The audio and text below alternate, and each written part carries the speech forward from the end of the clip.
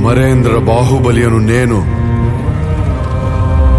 ప్రాణ త్యాగానికైనా వెనుకాడబోనని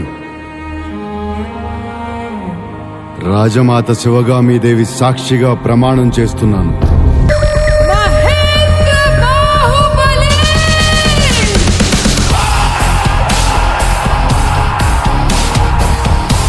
లేరుకోవడానికి నేను పిచ్చిదాన్ననుకున్నావా కట్టప్ప?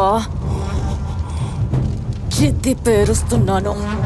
నువ్వు నా పక్కనున్నంత వరకు నన్ను చంపే మగాడింకా పుట్టలేదు మామా.